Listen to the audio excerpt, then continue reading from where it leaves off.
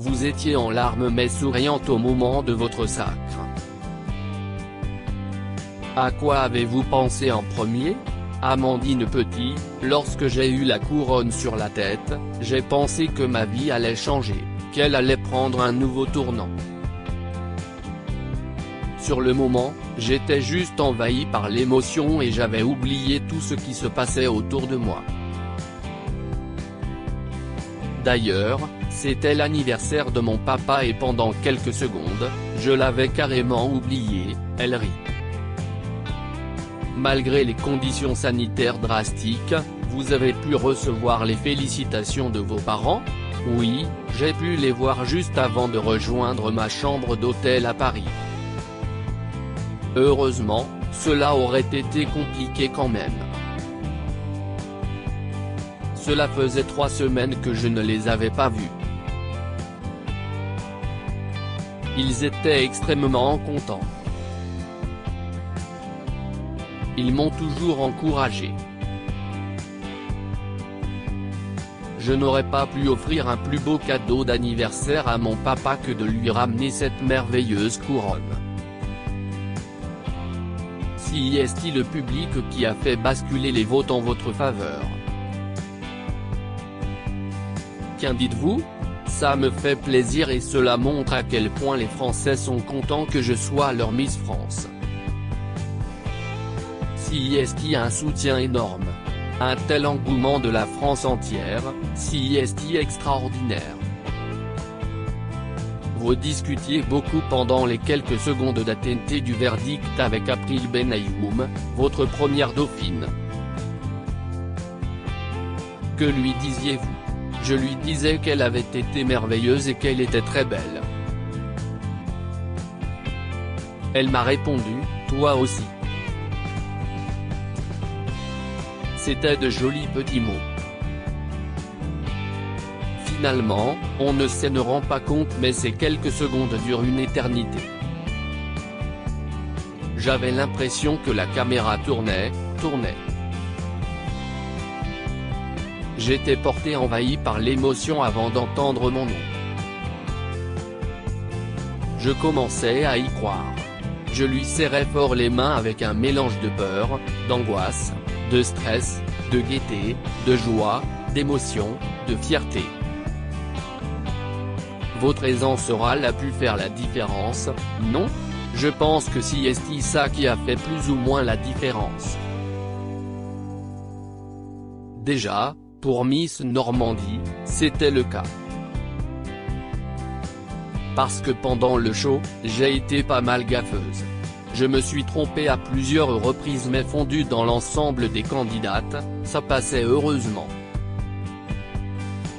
Ça m'a aussi permis de garder le sourire toute la soirée car dès lors que je me trompais, ça me faisait plus rire qu'angoisser. Je me suis emmêlé les pieds par moments, ça glissait. Il y avait des endroits où il était moins facile de marcher.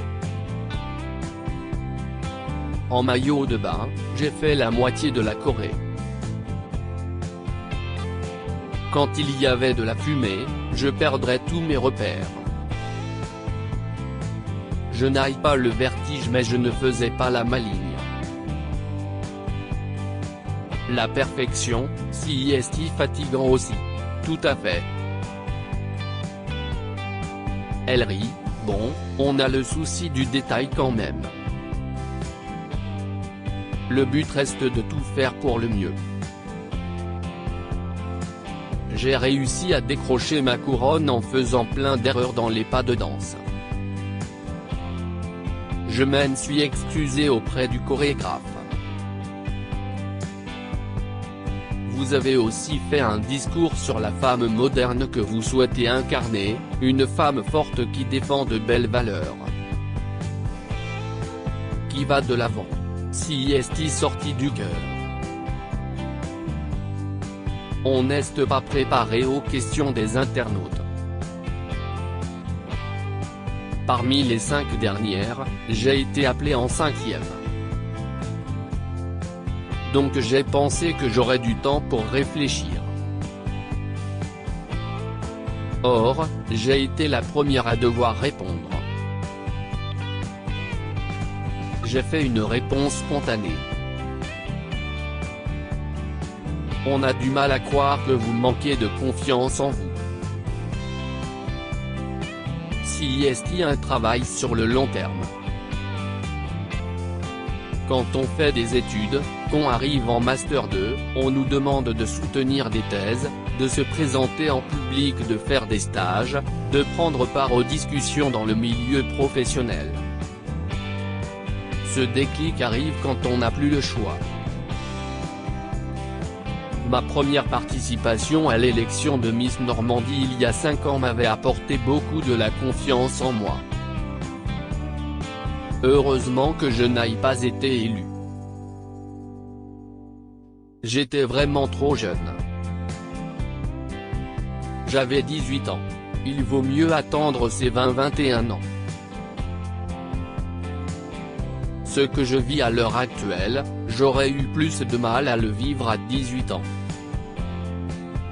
Comment on vit avec sa beauté sinon? Je n'y pense pas trop, mais dans la chambre d'hôtel où je suis, au Royal Monceau, il y a des vitres partout. Même si je ne veux pas me regarder dans les miroirs, je suis obligé. Si est-il un peu la galerie des glaces ici? Elle sourit, vous avez dit aussi sur scène, petite par le nom mais grande par l'ambition. Vous avez le sens de la formule.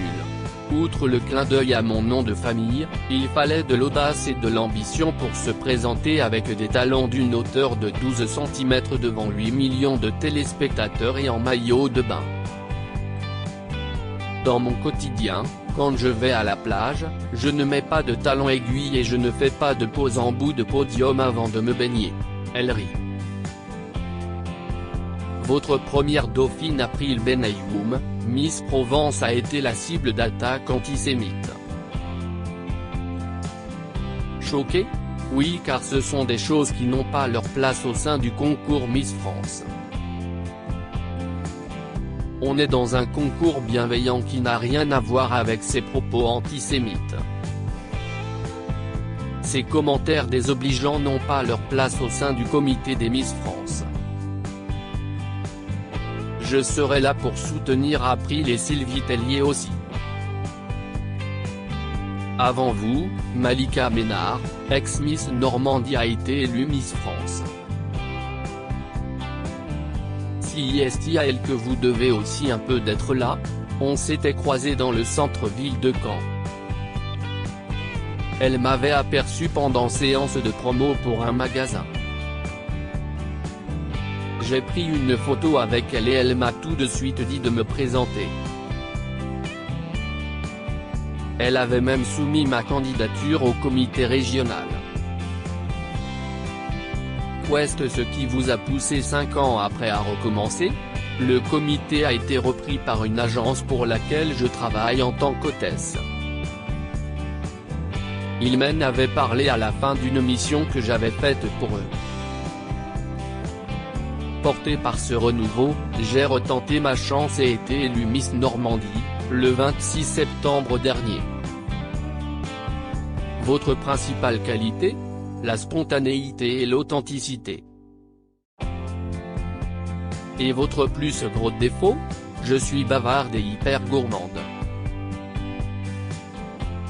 Vous avez déjà déclaré vouloir œuvrer pour soutenir la recherche médicale sur la maladie d'Alzheimer et les proches des malades. Pourquoi? Si est-il quelque chose qui m'a énormément touché d'un point de vue personnel. Dans votre famille, j'ai été au contact de personnes touchées. Je me suis rendu compte à quel point les proches aidants avaient aussi besoin de soutien. Vos grands-parents en ont souffert? Ça fait partie d'un jardin que je garderai secret. L'épidémie de Covid n'est pas terminée. Comment envisagez-vous votre année? Je sais à quoi m'en tenir à moi.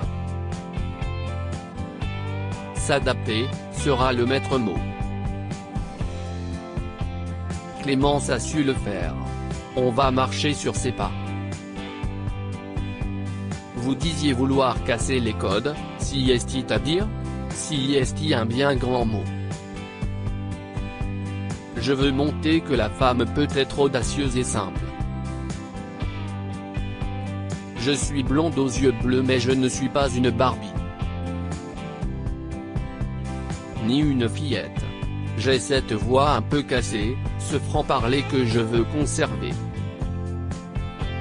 Comme celles qui vous ont précédé, vous ne souhaitez pas dire si vous avez un homme dans votre vie? Exactement. Je veux garder une part d'intimité. Pour vous séduire, quelle qualité faut-il? Beaucoup d'humour, de la spontanéité et de la sincérité. Votre objectif est désormais?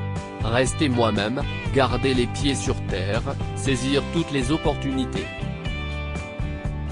Croquer cette aventure à pleines dents en fait.